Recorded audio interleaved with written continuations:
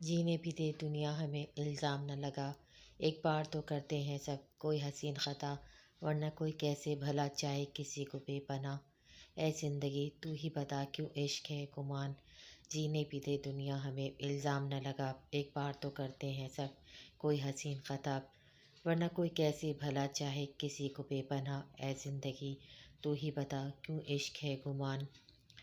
یمن آنکھیں بند کیے اپنا گٹار ہاتھ میں پکڑے گانا گانے میں مصروف تھا۔ دلاور خان نے اس کے کمرے سے آواز سنی تو آہستہ سے کمرے میں داخل ہو کر یمان کو دیکھنے لگے، جس کا چہرہ ہمیشہ بے تاثر ہوا کرتا تھا، پر اب چہرے پہ ہلکی خوبصورت مسکراہٹ تھی۔ وہ سمجھ گئے تھے کہ اس کے چہرے پہ سجی مسکراہٹ کی وجہ خود سے ہی کر کے گفتگو کو کیسے جیے، عشق تو لازمی سا ہے زندگی کے لیے، خود سے ہی کر کے گفتگو کو کیسے جیے، عشق تو لازمی سا ہے زندگی کے لیے۔ دل کیا کرے دل کو اگر اچھا لگے کوئی جھوٹا سہی، دل کو مگر سچا لگے کوئی، جینے بھی دے دنیا ہمیں الزام نہ لگا، ایک بار تو کرتے ہیں سب کوئی حسین خطا، ورنہ کوئی کیسے بھلا چاہے کسی کو بے پناہ۔ اے زندگی تو ہی بتا کیوں عشق ہے گمان۔ یمان کو اپنے کمرے میں کسی کی موجودگی محسوس ہو چکی تھی، پر وہ بے نیاز بیٹھتا اپنے کام میں لگا رہا۔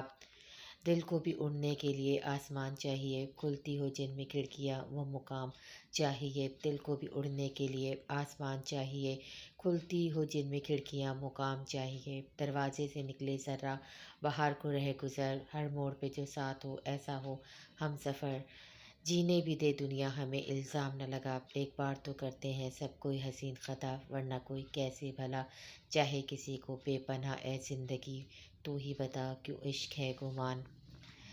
گانا ختم ہونے کے بعد بھی یمان آنکھیں بند کیے بیٹھا رہا تو دلاور خان نے اٹھ کر اس کے کندھے پہ ہاتھ رکھا، جس پر یمان نے اپنی آنکھیں کھول کر ان کی جانب دیکھا۔ یمان کی سرخ ہوتی آنکھوں کو دیکھ کر دلاور خان اپنے ہونٹ بھیج کر رہ گئے۔ آج کی تاریخ میں میں نے ان کو پہلی بار دیکھا تھا، یمان ان کی جانب دیکھتا سنجیدگی سے بولا تو دلاور خان اس کے سامنے بیٹھ کر اس کا چہرہ تکنے لگے، جس کے چہرے پہ اس کے ذکر پہ عجیب سا سکون تھا۔ ماضی آج یمان کا کالج میں پہلا دن تھا۔ وہ کالج گیٹ کے پاس کھڑا اپنے بیگ سے کچھ تلاش کر رہا تھا، جب اس کی نظر کالج گیٹ پہ رکتی گاڑی پہ پڑی۔ پہلے تو سرسری نظر ڈالنی چاہی، پر گاڑی سے عبائے میں ملبوس لڑکی کو دیکھا تو اپنی نظریں نہیں ہٹائیں۔ چہرہ بھی حجاب میں چھپا ہوا تھا، ساتھ میں ہاتھوں میں دستانے پہنے ہوئے تھے، ہاتھ میں چند کتابیں پکڑے وہ نظریں جھکائے اندر کی طرف بڑھی تھی۔ جیسے ہی وہ یمان کے قریب سے گزرنے لگی تو یمان نے بے اختیار اپنی نظریں نیچے کر لی، اس سب سے بے نیاز وہ جو کوئی بھی اپنے ڈپارٹمنٹ کی طرف بڑھ گئی۔ تجھے کیا ہو گیا تھا یمان؟ اس کے جانے کے بعد یمان نے اپنے سر پر چپت لگا کر بڑبڑایا۔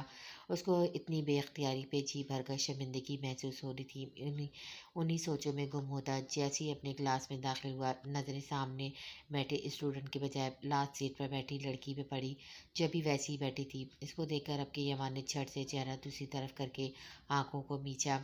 یاللہ یہ تو یہاں بھی ہے، ایمان اوپر کی طرف دیکھ کر بولا، پھر گہری سانس بھرتا پوری کلاس میں نظریں دوڑاتا، پہلی سیٹ کو چھوڑ کر اس کو بھی کیا جانے کی سوچی جو لاسٹ پہ بیٹھ گیا، اور ایک چور نظر دوسری طرف ڈالی جہاں وہ سب سے لاتعلق رجسٹر پہ جانے کیا لکھ رہی تھی۔ کیا ان کو گرمی نہیں ہو رہی؟ اس کو دیکھ کر یمان کے دماغ میں پہلا یہی خیال آیا، شاید نہیں ہو رہی، تبھی تو عبائے کے ساتھ ساتھ داستانے پھر حجاب، اف اللہ کیا لڑکی ہے۔ یمان اپنی بات پہ چرچری لیتا سامنے بورڈ پہ نظریں جما دی۔ کچھ منٹس بعد ٹیچر داخل ہوتا، سب نے ان کو سلام کیا۔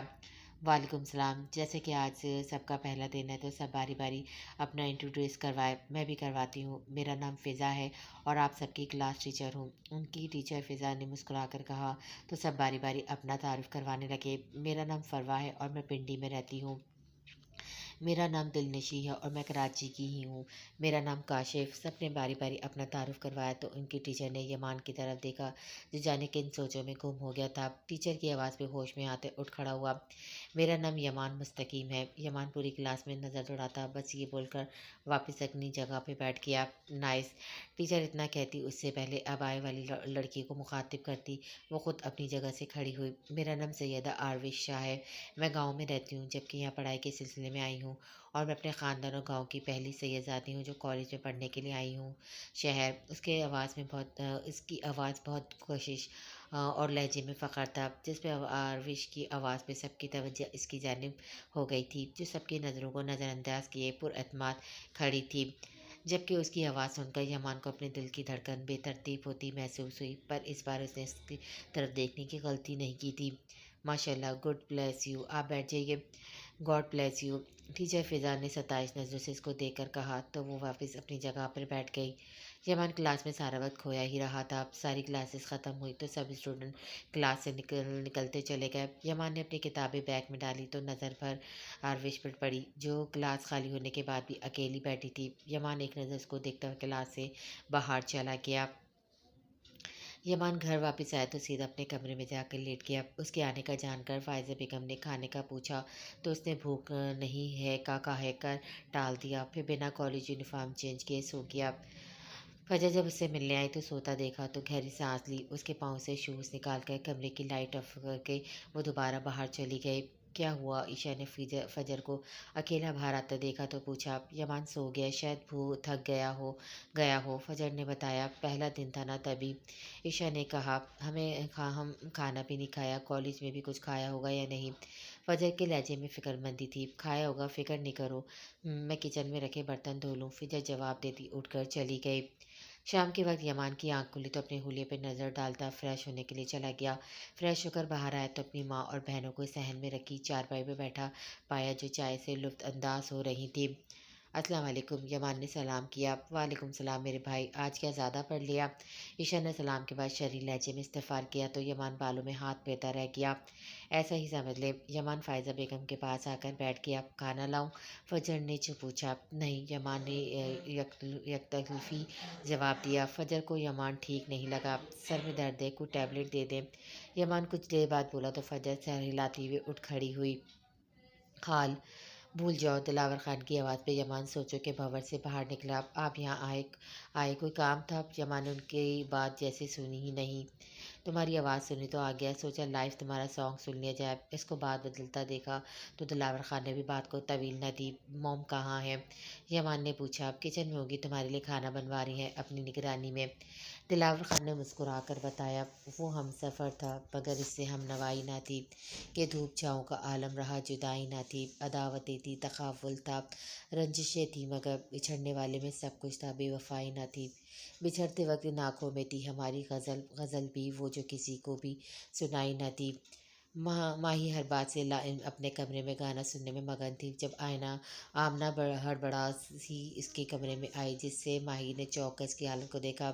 کیا ہو گیا؟ گھوڑے پہ کیوں سوار ہو؟ ماہی نے تعجب سے پوچھا۔ ماہی اتنا کہتی اپنی سانس ہموار کرنے لگی۔ پریشان کر رہی ہو اب تم مجھے، ماہی نے خوف سے کہا۔ ماہی ذہن نے قتل کر دیا ہے۔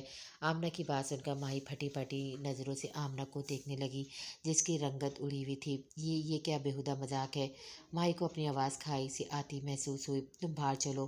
آمنہ اس کا ہاتھ پکڑ کر باہر لائی، جہاں ماتم کا سما تھا۔ سب عورتیں پریشانی سے یہاں وار چکر لگا رہی تھی۔ ذہن شاہ خاندان سے بیٹے کا قتل کیا کیسے کر سکتا ہے؟ وہ کب سے اتنا جذباتی ہو گیا؟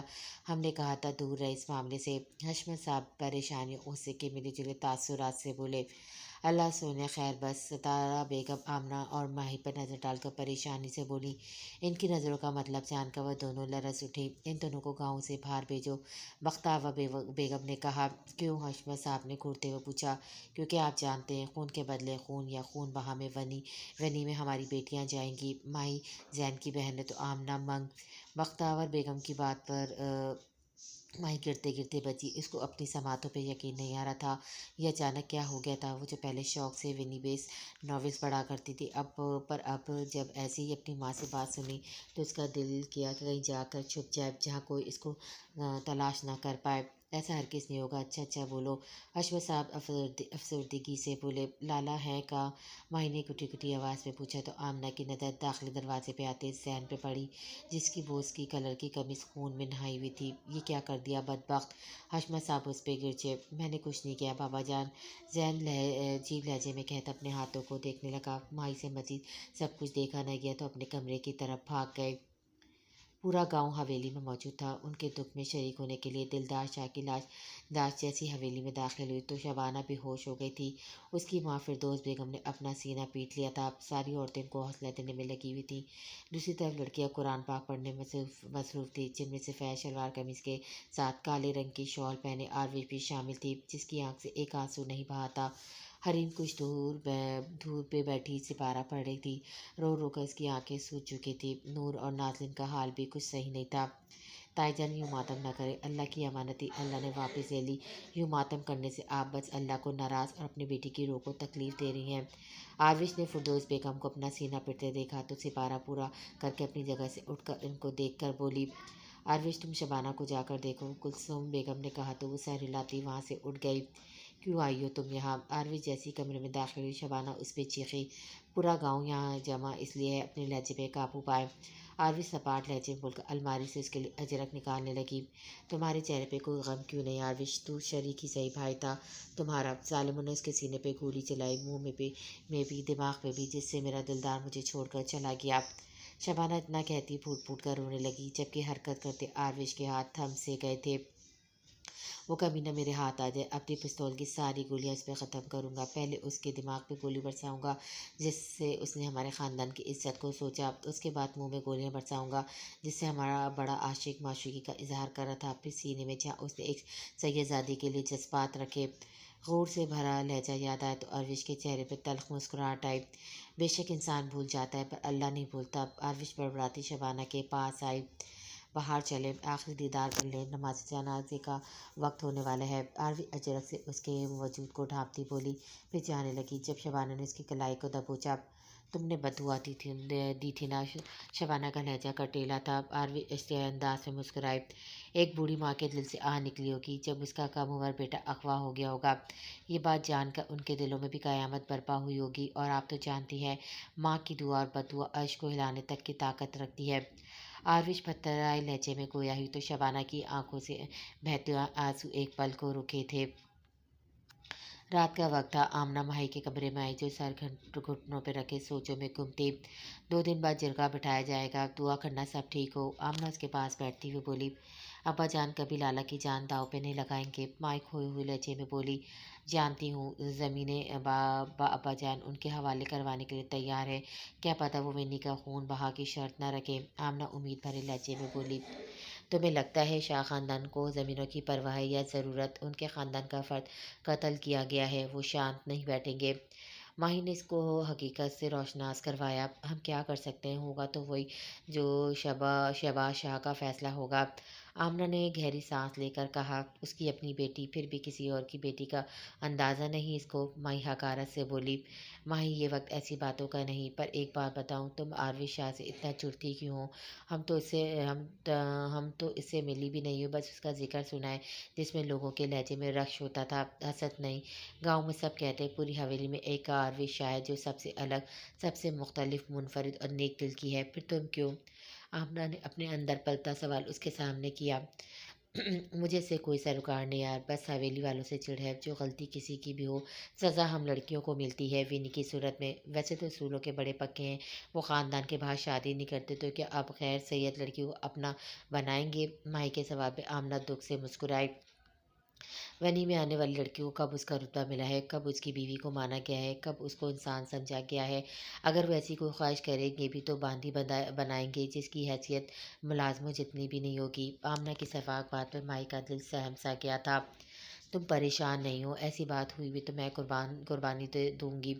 आमना ने उसके चेहरे पे खौफ देखा तो तसल्ली करवाई और दरवाजे के पार खड़े जैन के बखूबी ये अल्फाज सुने थे। फिर मरे मरे कदमों से वापस लौट गया।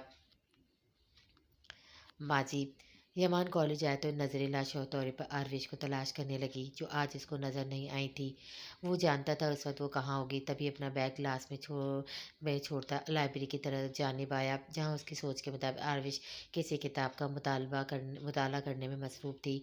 वो आज ब्राउन खुले अबाए में थी। निकाब, हिजाब, दस्ताने, ये तीनों चीज़ें यमान को बुरी तरह अट्रैक्ट कर रही थी। यमान चलता हुआ एहन उसके सामने वाली जगह पर बैठ गया, जिससे वह आसानी से उसको देख सकता था। आरविश की एक आदत वो जान गया था, वो जहाँ भी बैठती थी आसपास नज़रें नहीं उठा दौड़ाती थी। नहीं दौड़ाती थी। फिर क्लास हो या लाइब्रेरी, इन दोनों जगहों के अलावा यमान ने इसको कैफ़े या ग्राउंड वगैरह में नहीं देखा था। वो काफ़ी मोहतात रहती थी, पर उसका दिल शिद्दत से चाह रहा था वो उसकी तरफ देखे, जो नामुमकिन सा था। यमान, क्लास का वक्त हो गया है, तुम यहाँ क्यों बैठे हो अभी तक? यमान का क्लास फेलो इरफान, जिससे उससे अच्छी बातचीत होती रहती थी, वो आकर उससे बोला। इरफान की बात पर यमान की नज़र उस जगह पर पड़ी जहाँ आरविश थी, पर वो अफवाह नहीं थी। क्या वो चली गई? यमान ने बेख्तियार सोचा। यमान, इरफान ने उसके आगे हाथ लहराया। सॉरी, चलो। यमान अपना सर झटक कर इरफान के साथ क्लास में दाखिल हुआ, जहाँ आरविश पहले ही मौजूद थी। अजीब जादूगरनी है, यमान उसको देखता बड़बड़ाया। तुम्हें पता है आज टेस्ट की रिज़ल्ट अनाउंस होगी? इरफान ने यमान से कहा। हम, पता है, मैंने तो अपनी तरफ से बेस्ट दिया था। यमान उसकी बात के जवाब में बोला। सैयद आरविश शाह कौन है? उनकी क्लास में एक लड़की दाखिल होती बोली तो यमान की नज़र एक सीट छोड़कर दूसरी सीट पर बैठी आरविश पे पड़ी, जो अपनी जगह से उठ खड़ी हुई थी। जी मैं हूँ, आरविश ने बताया।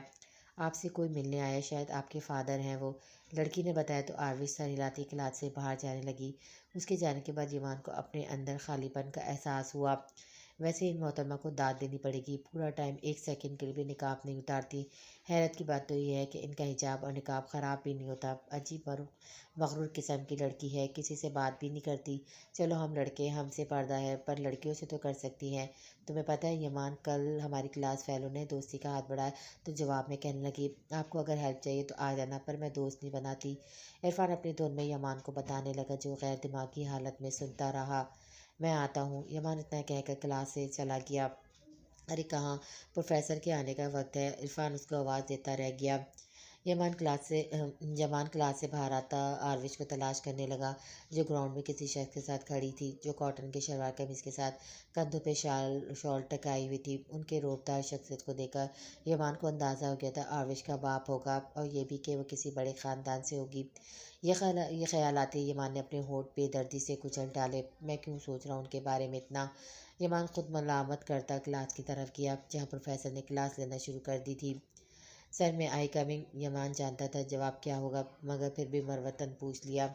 नो, जिनको वक्त की कदर नहीं वो मेरी क्लास अटेंड नहीं कर सकता। प्रोफेसर के साफ चट इनकार पर यमान अपना सा मुँह लेकर जैसे ही पलटा, नजर आरविश की शहद आंखों से टकराए। यमान का दिल जोर से धड़का था। आज से पहली बार उसने आरविश की आंखों में देखा था, और यमान का दिल उसके हाथों से फिसला था। दूसरी तरफ आरविश यमान को पलटता देखकर अपनी आंखों को नीचे कर लिया, पर ईमान का काम तमाम हो गया था। आरविश ने प्रोफेसर का जवाब सुन लिया था, इसलिए एक ही जवाब अपने लिए अलग सुना नहीं चाहा और क्लास की बजाय दूसरे रास्ते चल दी, जबकि यमान के कदम ज़मीन पर जकड़ गए थे। जरगे में क्या फ़ैसला होगा? शाजिब पुरजोश लहजे में दीदार से बोला। होना क्या है जैद, साले का खून या फिर उनके ख़ानदान की लड़की विनी में आएगी? दीदार हकारत लहजे में बोला। उससे क्या होगा, जाने वाला तो जा चुका है, बेहतर है उनको माफ़ कर दिया जाए। हमें क्या पता गलती किसकी थी और कैसे कत्ल तक पहुंची। शाजिब नॉर्मल लहजे में बोला। दीदार ने आंखें सुकड़ के इसको देखा। होश में हो शाजिल शाह? क्या तुम्हारी नज़र में दिलदार शाह के खून की ये एक अहमियत है जो उनको माफ़ कर दिया जाए? दिलदार शाह को ना इंसाफ मिलेगा। जैन साले का कत्ल तो मेरे हाथों पक्का। दीदार उस पर बरस पड़ा। इंसाफ करने वाली ज़ात अल्लाह है, हम कौन होते हैं किसी की जान लेने वाले? और बेशक लेने से ज़्यादा बचाने वाला बड़ा होता है। कत्ल करने से क्या होगा? क्या दिलदार लाला वापस जिंदा हो जाएंगे? वहनी में आने वाली मासूम लड़की का क्या कसूर, जो बेकसूर होकर सारी ज़िंदगी अपनी किस्मत में मातम करेगी? शाजिल ने अपनी तरफ से राय दी। शाह खानदान से होकर तुम इतने बुज़दिल हो गए, हमें अंदाज़ा नहीं था। बहुत मायूस किया, सारी ज़िंदगी शहर रहे हो, तभी ये हाल है। शहरी लड़के होते बुज़दिल हैं, जिनको अपना दफ़ा करना नहीं आता। दीदार शाह की आंखों में किसी का खून में लथपथ वजूद लहराया तो शाजिल को बातें सुना डाली। मुझे ऐसी बहादुर की ज़रूरत भी नहीं जहाँ नाहक फैसले किए जाए। मैं बाबा जी से बात करूँगा। अगर हम मर्द अपनी मर्ज़ी से बाहर ख़ानदान की लड़की को हवेली नहीं ला सकते, उनको अपना नाम नहीं दे सकते, तो वनी के नाम पे भी कोई दूसरी लड़की नहीं आएगी। शादिल शाहपुर अज़म लहजे में बोला। दीदार की बात पर उसको उकताहट होने लगी थी, तभी उसने सोच लिया था इसको क्या करना है। तुम ताईजान से बात करोगे और बात मान लेंगे? मतलब भूलो वो गांव के सरपंच है, मत भूलो कि वो गांव के सरपंच है, उनकी बात सबको माननी पड़ेगी। वो जो फैसला करेंगे सबको सरखम करना पड़ेगा, वरना और तरीका भी है हमारे पास। तुम अकल के नाखून लो, उनके गुस्से को हवा न दो। दीदार ने कुछ नागवार लहजे में कहा। بابا صحیح سے تو بات تو میں کر کے رہوں گا، مجھے سمجھ نہیں آتا ہمارے گھر میں بھی بہن بیٹیاں ہیں، پھر ہم کسی اور کے ساتھ ناانصافی کیسے کر سکتے ہیں؟ شاذر بھی اپنی بات کا ایک تھا، ابھی فیصلہ نہیں ہوا، تم کیوں ضد کر رہے ہو؟ کیا پتہ ونی نہ مانگے، خون مانگے، دیدار نے سنجیدگی سے کہا۔ اگر ونی میں آئی لڑکی تو آپ کیا اس سے نکاح کریں گے؟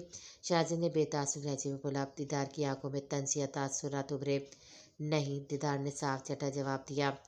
بابا صحیح کا فیصلہ آخری ہوگا، یہی باتیں کی تھی نا آپ نے، تو پھر آپ کیسے اب انفراف کر سکتے ہیں؟ بقول آپ کے تو انصاف دلانا چاہتے ہیں نالک ہو۔ شاذر نے وجہ جاننا چاہیے، تم اور درید بھی تو ہو، میرا تو کوئی نام ہی نہ لے، اور لالا سے کس منہ سے کہیں گے یہ کیا وہ؟ بس شاذر، سالوں پرانی باتوں کا وقت نہیں۔ شاذر جو دیدار کی بات پہ حد تک سے اکڑ گیا تھا، تبھی بولتا جا رہا تھا، پر دیدار نے ہاتھ اٹھا کر مزید بولنے سے باز رکھا۔ شاذر سنجیدگی سے دیدار شاہ کو دیکھتا ہوا وہاں سے چلا گیا۔ پلر کے ساتھ ٹیک لگائے کھڑی آروش نے ان کی ساری باتوں کو سن لیا تھا۔ شاذر کے جاتے ہوئے دیدار کے پاس آئے۔ شہری لڑکے کمزور ہوتے ہیں تو کیا ان پہ ظلم کرنا اپنی طاقت کو آزمانا مردانگی ہے یا بہادری؟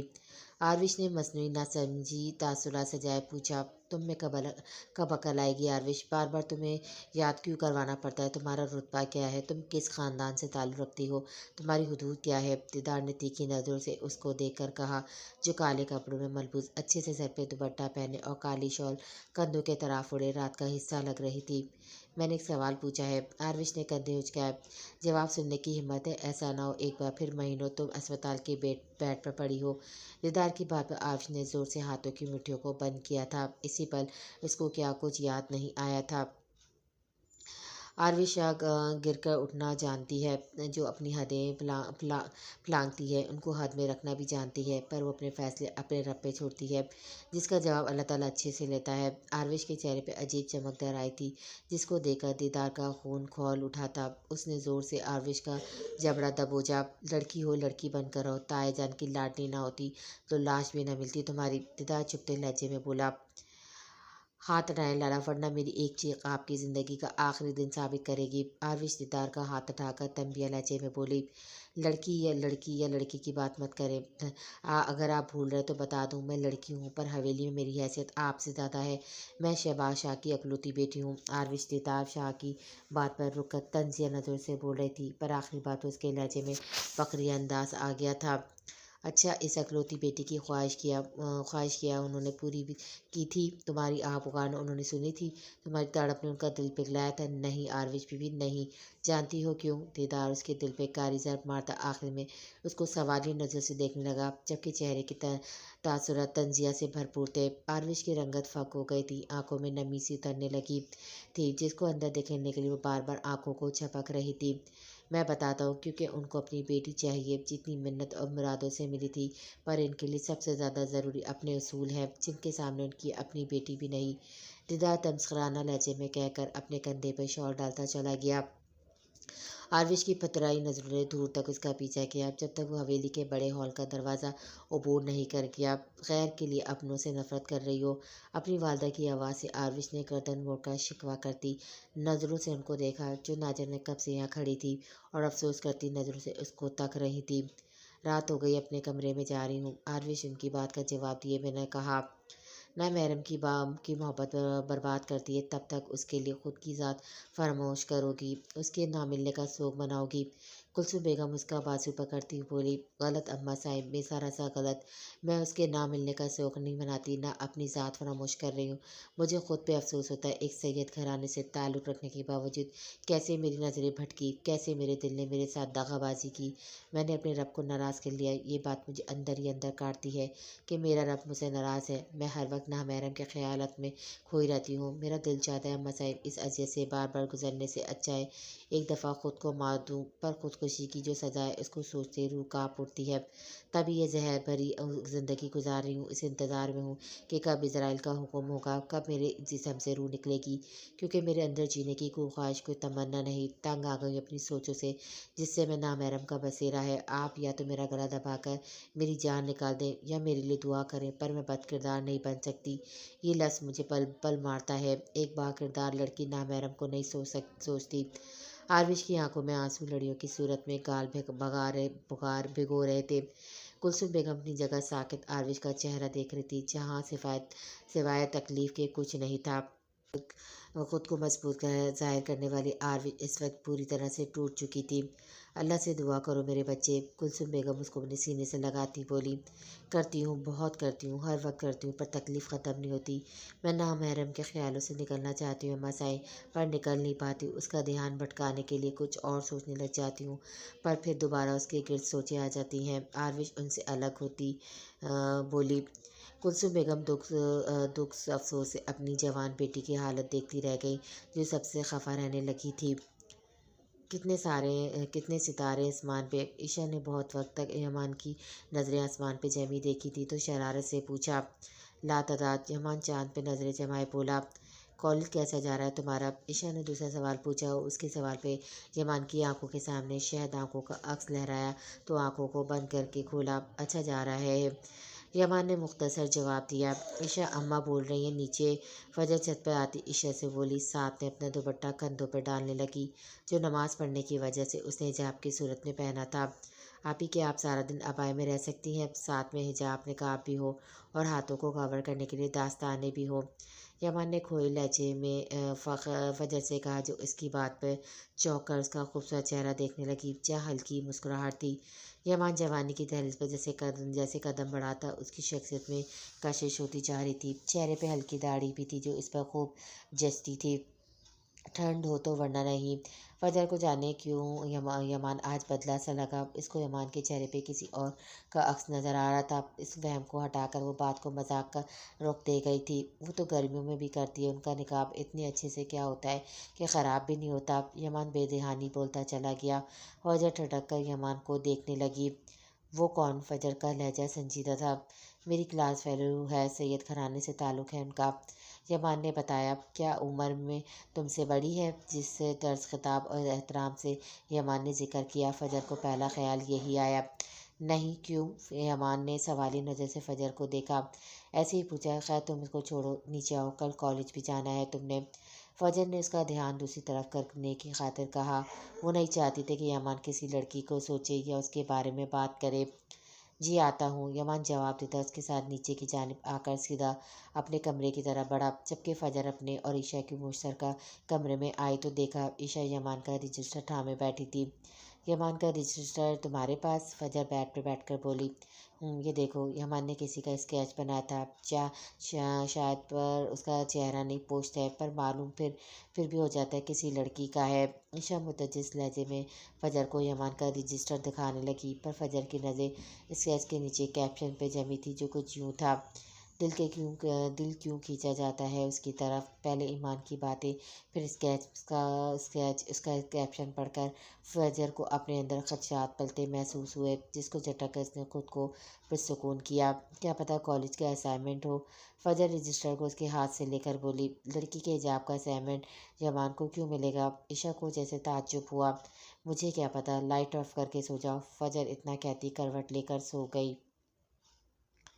यमान कॉलेज जाए तो उसकी नज़रें अपने कॉलेज के बिगड़े ग्रुप पे पड़ी, जो अपनी नज़रों में अजीब सा तासुर लिए किसी को देख रहे थे। यमान ने उनकी नज़रों के ताक़ुब में देखा, तो आंखों में मिर्चें चुभने लगी, क्योंकि उनकी नज़रें दुनिया जहाँ से गाफिल हमेशा की तरह बाया पहने आरविश पे थी, जो किसी किताब को पढ़ने में इस कदर मसरूफ़ थे कि आसपास का होश भी नहीं था।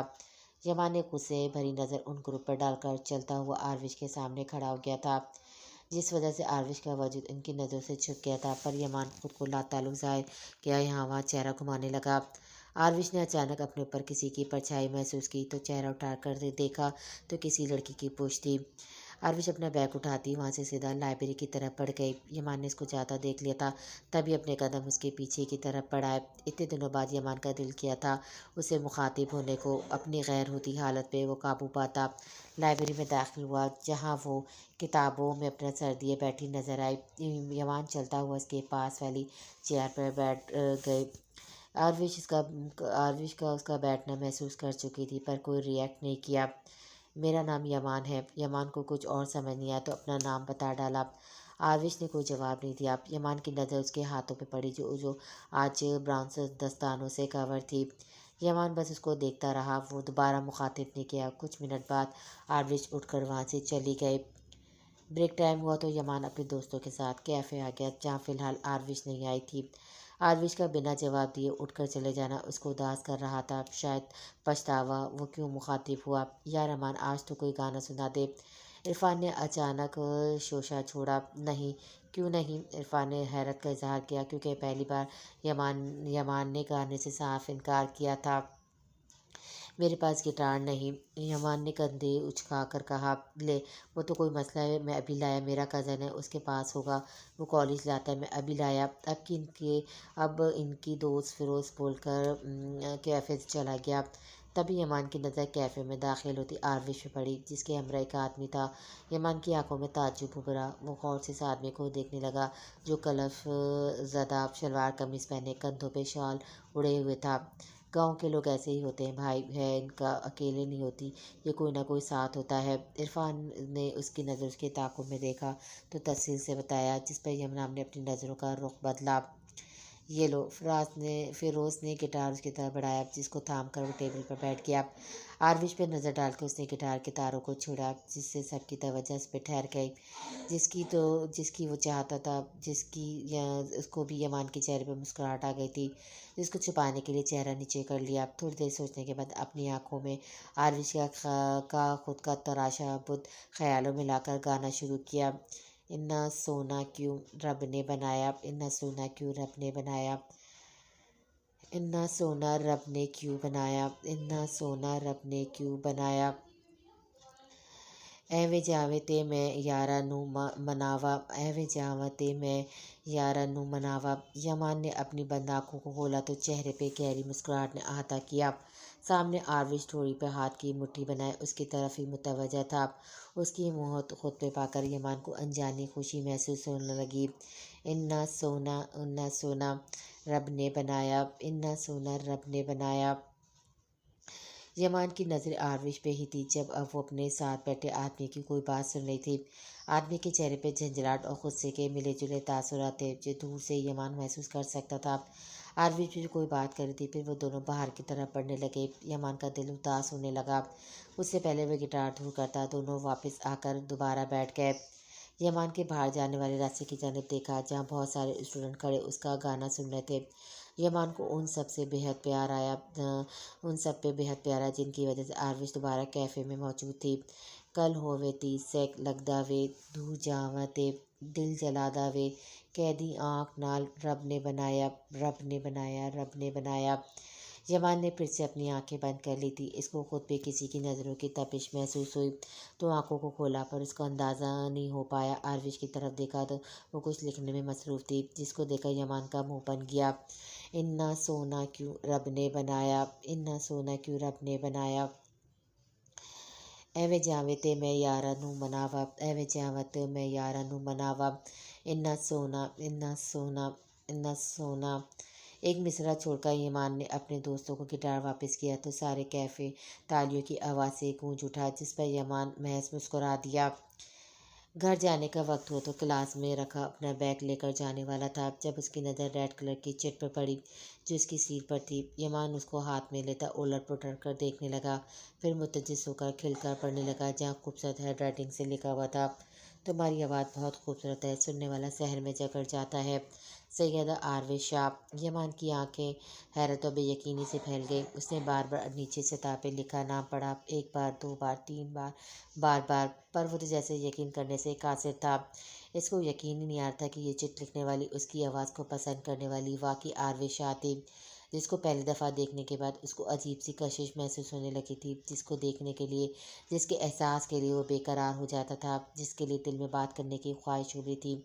आहिस्ता आहिस्ता हैरत और बेयकीनी का असर ज़ायल होता बेइंतहा खुशी की कैफियत ने उसके चेहरे को रोशन कर दिया था। यमान ने पूरी क्लास में नज़र दौड़ाई, जो पूरा पूरा खाली हो चुका था। मैं पागल हो जाऊंगा। चिट को ज़ोर से मुट्ठी में कैद किए यमान ने अपने बालों में हाथ फेरता बड़बड़ाया। पहली दफ़ा किसी अनोखे खूबसूरत एहसास से वो रोशनास हुआ था, जिससे उसको सब कुछ अच्छा लग रहा था, सब खूबसूरत नज़र आ रहा था। ये यमान मुस्तकीम का इश्क की सीढ़ी पर पहला कदम था, जिस पर पहुँच यमान अपनी ज़ात फरामोश करता जा रहा था। कई रातें उसकी एक चिट को देखते गुजर जाती, लेकिन दिल था जो भरता नहीं था। एक बार और कहते सारी रात गुजर जाती।